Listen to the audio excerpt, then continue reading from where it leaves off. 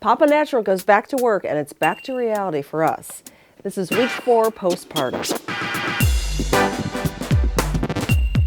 If you're new to these updates, each week I talk about the physical, emotional, and spiritual aspects of postpartum living. So let's start with the physical. Physically, I'm feeling good. I keep losing weight, which is kind of crazy considering I eat like half a jar of almond butter a day. I really miss my dairy, and I know this too shall pass, but it's just been harder this time to give it up than it was the first time with Griffin. Paloma's doing great. She continues to grow. She's getting like a nice little chub, which I just love. There were a couple moments this week where I'm like, oh my gosh, is she getting colicky? Does she have colic? Like, is this the time that colic comes on? And of course I looked into it and she doesn't. Like Dr. Sear says, if you're wondering if your baby is colicky, then your baby isn't. Because if they did have colic, you would know it without reservation because it's just all consuming. And he talks about the rule of 3, that it has to start within the first 3 weeks of life. It has to go on for 3 hours a day of crying for at least 3 days a week for at least 3 solid weeks in a row. Based on all that criteria, she definitely does not have that. In fact, I started kind of timing how much she cries a day. It's like less than a half hour. So obviously this is a mama problem, my issue with babies crying. Emotionally, I was a little bit nervous this week because Mike went back to work. He had a super juicy long paternity leave, the way the whole Thanksgiving holiday fell, and he had some extra vacation days. It was so awesome. So I have to be honest, like it was hard when it was just the 3 of us, me, Paloma, and Griffin at home.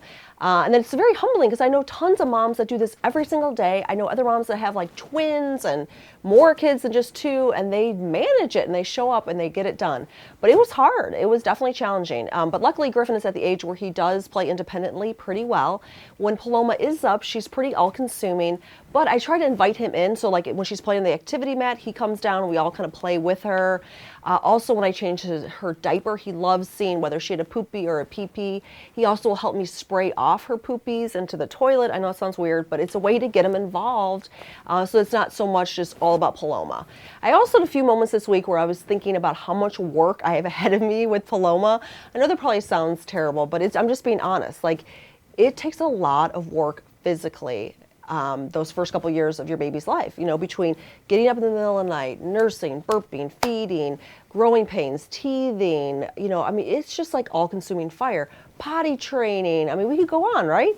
And so I was thinking, oh my gosh, she's only a month old. Like, I have such a long road ahead of me. And I was just feeling kind of overwhelmed by it all.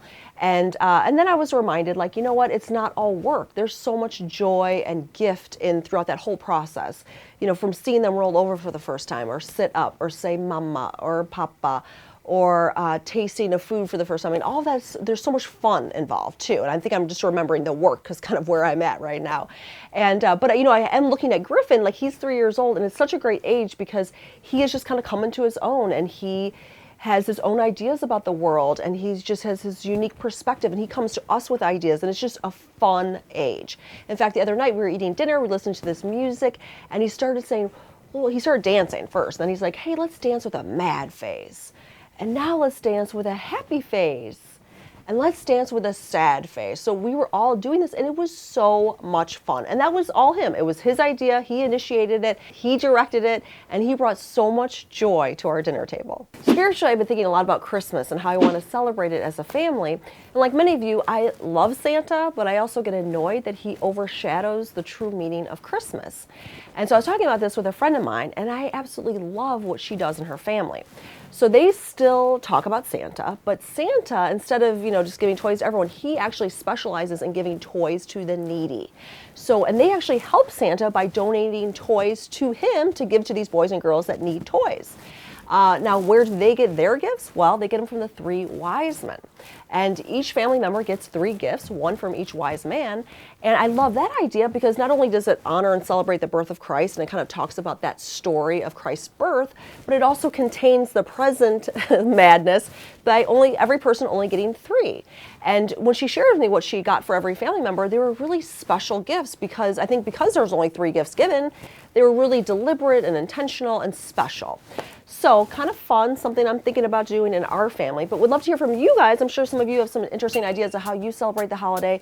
Share with us in the comments below, and thanks as always for tuning in.